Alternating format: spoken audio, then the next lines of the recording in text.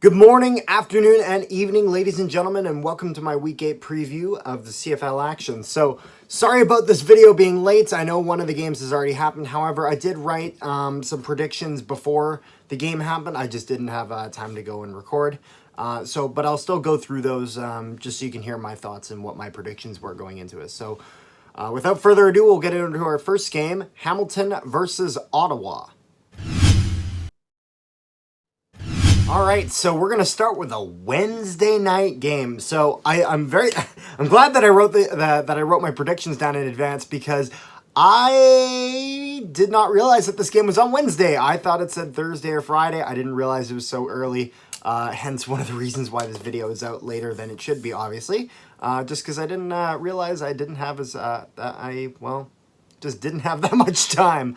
I predicted that Ottawa would kind of get spanked. Not gonna lie, I predicted that they would get no touchdowns, and I thought Hamilton was gonna have a 30-point game, and I thought that this was just the story of the narrative coming out of this game was just gonna be how Hamilton just ran up the score against Ottawa. Not gonna lie, I thought this was gonna be like the breaking point for Redblacks fans. I'm sorry, but the Redblacks just have shown nothing, and we've heard from management we'll show them, we'll do something on the field, we'll you know what I mean, it's nothing's happened, and nothing will happen. It's just this is not the Ottawa team that's going to be able to get anything done. So that's just the reality of it. Sorry to all you Redblack fans that have to sit through me shitting on your team, but you know, if my team was playing that way, I'd be doing the same thing, probably even harder. So, without further ado, though, that will bring us into our next game, Montreal versus Toronto. Alrighty, so this is a bit of an interesting one. So, Toronto had an okay last week game. Like, they played against Saskatchewan, so it's a more difficult opponent. However, their offense really struggled to kind of get going. Arbuckle was solid. He has looked solid. He hasn't looked like a star quarterback, but he hasn't looked bad either. Vernon Adams Jr. has been good. Montreal, this is such a weird game. Just because neither team really impressed me last week. Like, Toronto they did decent against Saskatchewan.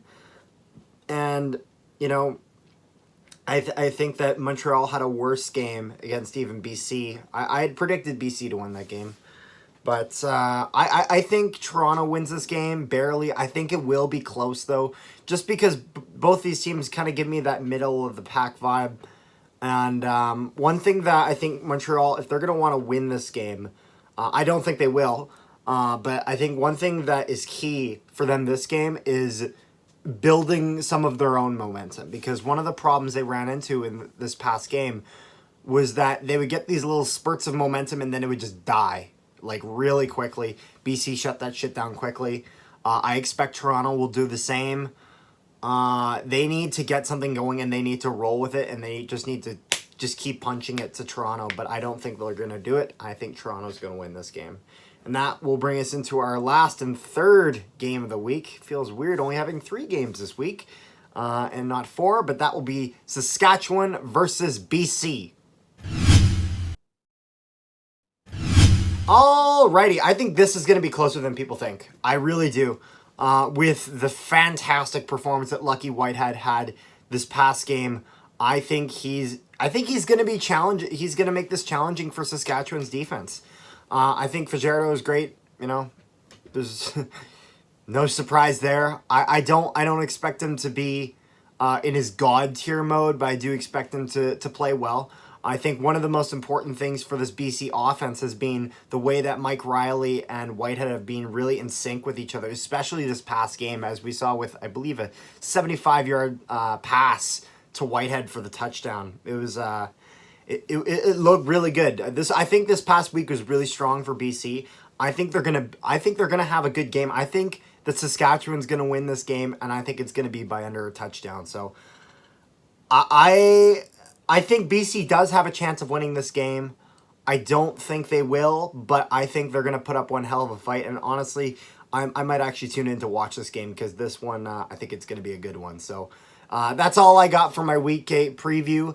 Make sure you check out my review coming out after all the games have happened, obviously. And stay tuned. Winnipeg Jets preseason starts soon. I'll be going to the game. Of course, my brother will be reviewing that. And then eventually into the Jet season as that starts up. So I know a lot of you are excited for that. So just letting you know that, of course, is absolutely happening. We're not going to be missing anything when it comes to that. No Bomber vid this week because Bombers don't play this week. So that will be this next week. So stay tuned for that. All right, so make sure you like, share, and subscribe if you haven't already. And catch us later.